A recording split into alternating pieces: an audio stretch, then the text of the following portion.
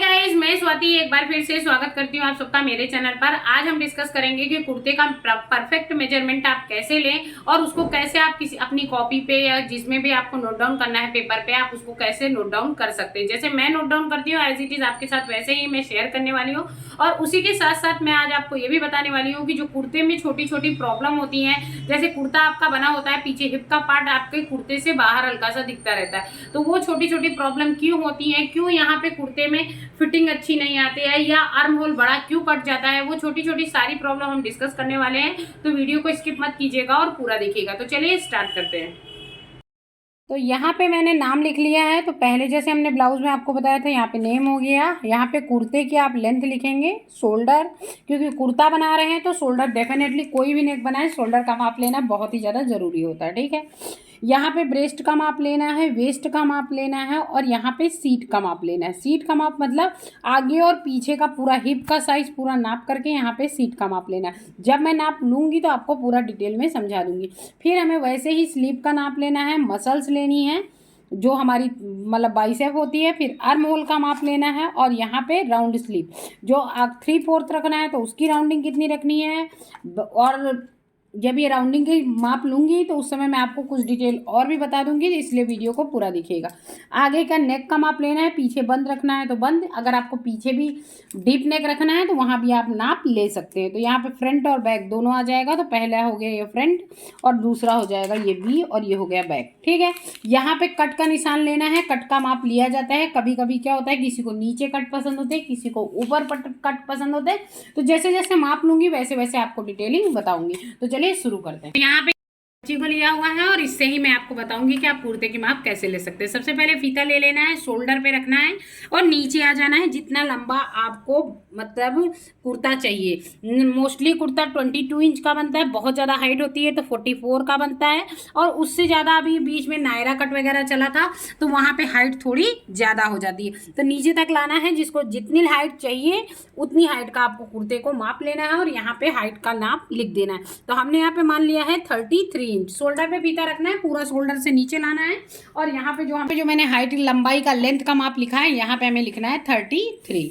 अब हम वैसे ही शोल्डर का माप लेंगे कि शोल्डर का माप कैसे लेना है। तो जो भी जिसका भी माप ले रहे हैं उसको बैक घुमा देना है और ये वाले पॉइंट से ये जहाँ से आपका शोल्डर स्टार्ट होता है, अभी आजकल क्या है अब शोल्डर चल रहा है तो बहुत नीचे स्लीव नहीं जुड़ती है, अब शोल्डर जुड़ती है। तो यहाँ से आपको रखना है फीता और यहाँ तक आना है। तो आप देख सकते हैं यहाँ पे शोल्डर का माप है 12 इंच। तो 12 इंच का माप हमने ले लिया है। अब हम जहाँ पे हमारा शोल्डर है वहाँ पे हम लिख देंगे 12 इंच, ठीक है। अब लेंगे ब्रेस्ट का माप।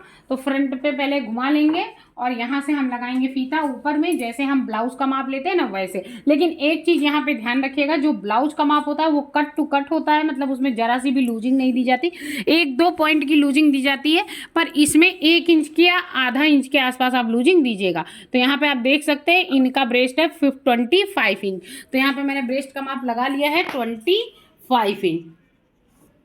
यहाँ पे फिर हम लेंगे वेस्ट का माप। लेकिन ब्लाउज में जब हम वेस्ट का माप ले रहे थे तो आपने देखा था, यहाँ पे मैं इसका कपड़ा ऊपर कर देती तो आपको समझ में आए। ब्लाउज में आपने वेस्ट का माप देखा था, एकदम मैंने यहाँ पे टाइटम टाइट लिया था। मैंने यहाँ पे बोला था एकदम टाइटम टाइट लेना है, क्यों? क्योंकि जहाँ पे ब्लाउज का हुक बंद होता है। पर यहाँ पे वेस्ट का माप कहाँ लेना है, जहाँ हमारा टमी होता है। कहाँ पे? जहाँ हमारा टमी होता है। तो ये हमारा ऐसे आएगा और यहाँ पे एकदम ईजिली हमको रखना है फीता, टाइटम टाइट नहीं रखना है। तो यहाँ देख सकते हैं 22 इंच आया। तो ये हमको यहाँ पे लिखना है वेस्ट में 22 इंच, ठीक है। नेक्स्ट माप हमारा हो गया सीट का माप। तो यहाँ से हम फीता रखेंगे और ये हम लेंगे यहाँ पे जहाँ पे हिप का निशान हिप होता है। तो ये हिप के ऊपर हम फीते को रखेंगे और पूरा प्रॉपर हम सीट का निशान लेंगे। क्यों? क्योंकि अगर आप सीट का माप नहीं लेते हैं और कट लगा देते हैं तो वहाँ पे क्या होता है कि बहुत सारे कुर्तों में आपने देखा होगा ये साइड का पार्ट जिनका ये हिप का साइज ज़्यादा होता है उनका कुर्ता सीधा स्ट्रेट होता है, पर हिप का पार्ट बाहर निकला रहता है। इसलिए हिप का माप लेना बहुत ज़रूरी होता है कि जब आप कुर्ता पहने तो बैक साइड से जो आपका कुर्ता हो वो पूरा आपके हिप को कवर करके रखे। तो यहाँ पे हमने हिप का माप ले लिया है, ये पूरा इस पे फीता एकदम पूरा हिप के रखेंगे और थोड़ा सा 1 इंच की लूजिंग देते हुए यहाँ पे आप देख सकते हैं 27 है, ठीक है। तो यहाँ पे मैं 27 का माप लगा दूंगी। जैसे आप ये कुर्ता देख रहे हैं दोनों साइड की सीट को पूरा कवर किए हुए हैं। हाँ, यहाँ पे कहीं भी सीट का भाग बाहर नहीं दिख रहा है। अगर यहाँ पे सीट का भाग ज्यादा होता और ये कुर्ता नैरो होता तो यहाँ से सीट का भाग दिखता। इसीलिए कभी भी कुर्ता बनाइए तो ये इसका पार्ट का भाग का माप लेना बहुत ज्यादा जरूरी होता है कि ये कुर्ते का जो पीछे का पार्ट होता है ये आपके हिप को पूरा कवर करके रखे, इसीलिए सीट का माप यहाँ पे लिया जाता है।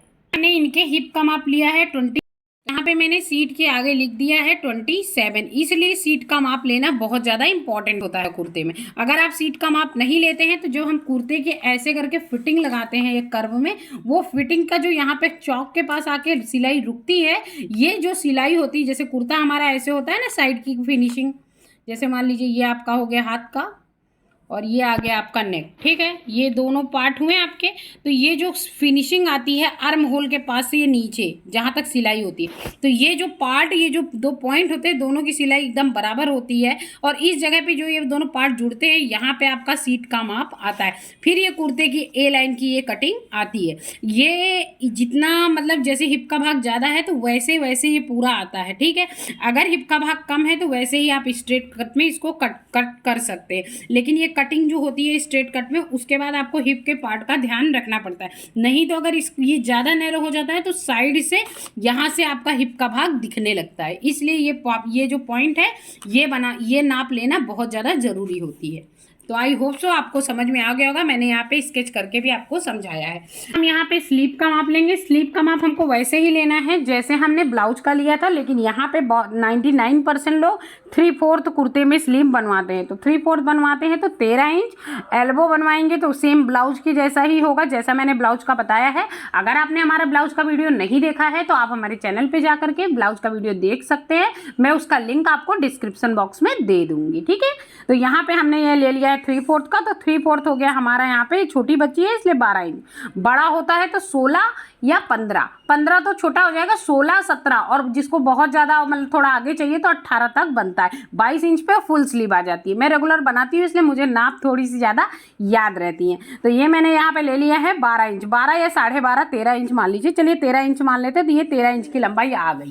यहाँ पे हमने माप लिया है, यहाँ लिख दिया 13 इंच। ये मसल्स का भाग, तो मसल्स के भाग के लिए यहाँ पे हम रखेंगे पट्टा, ये मतलब फीता अपना जो हमारा मेजर टेप है, और ये आप देख सकते हैं 8 इंच है, ठीक है। यहाँ पे हम जब इसकी माप लेंगे, मतलब जब इसकी फिटिंग करेंगे तो यहाँ पे 1 इंच की लूजिंग देंगे, क्योंकि क्या होता है कुर्ते की जो स्लीव होती है वो कट टू कट ब्लाउज जैसी एकदम चिपकी चिपकी नहीं होती है। तो यहाँ 8 इंच आ रहा है, 1 इंच की हम लूजिंग देते हुए 9 इंच की यहाँ पे स्लीव रखेंगे। आपने देखा होगा कुर्ते की जो स्लीव होती है वो थोड़ी सी लूज होती है, ब्लाउज जैसी एकदम फिट टू फिट नहीं होती है। मसल्स पे हमने 8 इंच लिख दिया है, यहाँ पे 1 इंच की लूजिंग दे देंगे तो परफेक्ट माप जो होगा वो 9 इंच आएगा, ठीक है। मैं आपको जैसे बता रही हूँ, आप एज इट इज एक बार इस तरह ट्राई करके देखिएगा, सिल के देखिएगा, 100% आपको कोई प्रॉब्लम नहीं होगी। अब यहाँ पे आर्म होल का माप लेंगे, तो आर्म होल का यहाँ पे माप जैसे हम ब्लाउज का माप लेते हैं ना, एज इट इज आपको वैसे ही आर्म होल का माप लेना है, इसमें कोई भी चेंजेस नहीं आएंगे। तो आर्म होल के लिए वैसे ही फीते को नीचे से डालेंगे और ऊपर लाएंगे, और आप देख सकते हैं जो ये स्टील का ये जो मतलब मेजर टेप में जो आगे लोहे का पॉइंट लगा हुआ है, ये यहाँ पे आप देख सकते हैं इनका 11.5 इंच पे आया है। छोटी बच्ची हैं और बाकी बड़ों का थोड़ा ज़्यादा आता है, तो ये 11.5 पे आ गया है। तो एज इट इज हम आर्म होल में लिख देंगे 11.5 इंच। आर्म होल का जो पॉइंट है वो ब्लाउज का और सूट का या टॉप का थोड़ा ढीला भी हो सकता है, तो आप बढ़ा सकते हैं लूजिंग, बाकी एज इट इज सबका सेम होता है। आर्म होल के माप में कोई चेंजेस नहीं आते हैं। पे हमने लिख दिया है 11.5 इंच, ठीक है। ये 11.5 जब आपको लिखना हो ना, तो आप यहाँ पे 11.5 लिख दीजिएगा, तो ये आपका 12.5 हो जाता है। 5 जहाँ पे आप लगा देंगे तो वो 11.5, अगर 10 है तो आगे 10 हो जाता है और ये 5 है। वैसे आप सब जानते ही हैं, बहुत ज़्यादा बुद्धिमान है, पर मैंने सोचा शायद बता दूँ 11.5 लिखते कैसे हैं। तो 11.5 -5, तो वो क्या है कि वो आप मालूम चल जाता है कि ये 11.5 है, ठीक है। आपको मालूम है, मुझे मालूम है, मैं किसी को ऐसा नहीं समझती कि उसको नहीं आता होगा, पर वो मेरे दिमाग में आया कि 11.5 लिखते कैसे, इसलिए मैंने बता दिया है कि ऐसे 11.5 लिखते हैं। 11 - 5, यहाँ पे 9.5 है तो ये आगे 9 हो जाएगा, 10.5 है तो यहाँ पे 10 हो जाएगा, खाली आगे की संख्या बदलती है, -5 लिख देंगे तो वो 12.5 हो जाता है। अच्छा, यहाँ पे अब मैंने नेक्स्ट पॉइंट है कि यहाँ पे मैंने मैंने लिखा है राउंडिंग स्लीव। तो राउंडिंग स्लीव में आपको क्या करना है, जैसे हम ब्लाउज की जो स्लीव लेते हैं वो यहाँ पे हमने ली थी, आपको माप में बताया था एकदम कट टू कट, ठीक है। क्यों? क्योंकि यहाँ पे जब ब्लाउज आता है तो वो एकदम फिट होता है, ठीक है। पर यहाँ पे हमको क्या करना है, यहाँ पे जैसे आपके कस्टमर की रिक्वायरमेंट हो, आगे से कितना ढीला रखना है, वो बोले 10 इंच पे रखना है तो 10 इंच पे रखना है, वो बोले थोड़ा मुझे आगे से ज़्यादा लूज चाहिए 11 पे रखना है तो 11 पे रखना, वो कस्टमर की रिक्वायरमेंट में होता है, ठीक है। अगर वो बोले नहीं मुझे बहुत ज़्यादा लूज नहीं चाहिए तो 8 इंच चाहिए तो 8 इंच, आगे की जो राउंडिंग होती है वो कस्टमर के रिक्वायरमेंट के हिसाब से हम रखते हैं। क्यों? क्योंकि वो क्या होता है, वो बहुत सारे लोग कम लूजिंग चाहते हैं, थोड़े लोग बोलते हैं नहीं यहाँ से थोड़ा लूज कर दो, मुझे कभी उसकी आस्तीन ऊपर चढ़ानी हुई तो वो प्रॉब्लम होती है वो कस्टमर की रिक्वायरमेंट पे। यहाँ पे जो राउंडिंग का पार्ट है वो कस्टमर के रिक्वायरमेंट पे ही आप कर सकते हैं। उसे पूछ लीजिए आपको कितना आगे से लूजिंग चाहिए, आपको खुद के लिए बनाना है तो आपको जैसा आगे की लूजिंग चाहिए एज इट इज आप वहाँ पे ऐसा कर सकते हैं। वहाँ पे मैंने इनका रख दिया है 10 इंच की लूजिंग, ठीक है। अब हमारा नेक्स्ट पॉइंट आया नेक का। तो गुजरात में तो भाई 99% पीछे से बंद गले चलते हैं, ठीक है, बहुत ज़्यादा पीछे यहाँ पे डीप गले नहीं चलते, मैंने गुजरात का केवल बताया, ठीक है। पंजाब साइड क्या होता है, पीछे साइड बहुत बड़े बड़े गले चलते हैं। यूपी साइड भी लोग पीछे बड़े गले पहनते हैं, पर वहाँ भी जनरली लोग पीछे बंदी पहनते हैं, लेकिन अधिकतर थोड़ा थोड़ा मतलब बैक बड़ा पहनते, 6 इंच 7 इंच के नेक पीछे पहनते हैं। पर गुजरात में 99% लोग पीछे से बंद नेक पहनते कुर्ते में। तो यहाँ पे जो मैं सिलती हूँ मैं तो अब पीछे 3 इंच का माप के सबके में नॉर्मली पीछे 3 इंच, अगर किसी ने स्पेशली बोला कि पीछे मुझे नेक चाहिए तो वो मैं माप के फिर करती हूँ, ठीक है। लेकिन यहाँ पे ऐसा चलता है तो वो भी मैंने आपके साथ शेयर कर दिया है। तो यहाँ पे मैं केवल फ्रंट नेक का ही माप लेती हूँ। तो फ्रंट नेक हो चाहे बैक नेक हो, दोनों को सेम माप से ही आपको माप करना है। फ्रंट नेक है तो शोल्डर पे फीता लगाना है, जितना उसको नेक चाहिए उतना हमको आगे का नेक ले लेना है। तो जैसे यहाँ 5 इंच है, ठीक है। और इसी के साथ मैं इसी में बता देती हूँ, अगर आपको बैक में नेक चाहिए तो जितना वो बोले उतने पे आपको माप लेके उतने इंच का नेक आपको कट करना है। फ्रंट नेक बैक नेक दोनों नेक पीछे से शोल्डर से पीछे का नेक कटेगा और आगे के शोल्डर पे फीता लगा के आगे का नेक कटेगा, जितना नेक चाहिए उतना नेक चाहिए। बोट नेक है तो आपको उसकी ब्रॉडनेस लेनी पड़ेगी, बाकी किसी भी नेक में आपको उसकी ब्रॉडनेस नहीं लेनी पड़ती। क्यों? क्योंकि बाकी सारे नेक 6 इंच की ही ब्रॉडनेस के बनते हैं। खाली बोट नेक जो होता है वो 7 इंच 8 इंच, किसी को बहुत ज़्यादा बोट चाहिए एकदम डीपली शोल्डर एकदम जरा सा हो तो आपको बोट नेक का नाप ब्रॉडनेस में लेना पड़ता है। बाकी सारे नाप जो होते हैं सिर्फ आपको लंबाई में लेने होते हैं।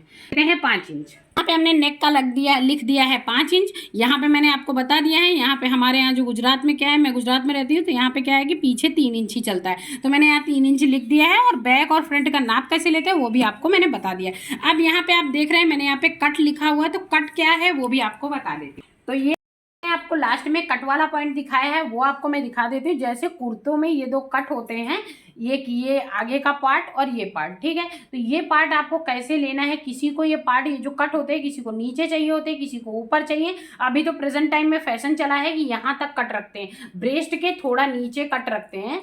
कि अभी नए नए जो कुर्ते चले हैं, नए नए फैशन है कि यहाँ तक आप कट रखिए, उसके बाद यहाँ पे इतने में डोरी रखिए पूरा नीचे तक, और वही डोरी खींच के यहाँ पे बंध जाती है। तो अभी इसीलिए ये कट का माप लेना पड़ता है। पहले मैं भी नहीं लेती थी, पर कस्टमर की रिक्वायरमेंट होती थी कि मैंने आपको यहाँ पे नीचे कट बोले थे, आपने यहाँ रखा है, या फिर हमने यहाँ तक बोला है कट, तो अभी कट का माप लेना शुरू किया है। क्योंकि ये क्या है, अभी पहले ऐसा नहीं था, पहले एक रेगुलर था कि आदमी ज़्यादा लंबा है तो 22 इंच पे और थोड़ा हाइट कम है तो 20 इंच पे। पर अभी नई नई फैशन है और नया नया डिज़ाइन है, तो अभी कट का माप लेना ज़रूरी होता है। क्यों? क्योंकि कस्टमर की रिक्वायरमेंट से अगर आप सिल रहे हैं तो आपको कट का माप लेना ज़रूरी है कि आपको यहाँ पे ये जो दोनों पार्ट खुले हुए हैं कुर्ते के, ये आपको कितनी दूरी से खुले वाले चाहिए। जैसे अभी ये मेरा यहाँ तक खुला है, अगर किसी को नीचे चाहिए तो ये हमको ये जो खुलने वाला पार्ट है ये नीचे तक, यहाँ पे यही दोनों कपड़े यहाँ तक सिला होगा और यहाँ से खुलेगा। तो मैंने पूरी कोशिश की है कि आपको समझ में आ जाए, और इसका माप कैसे लेते हैं वो मैं आपको दिखा देती हूँ।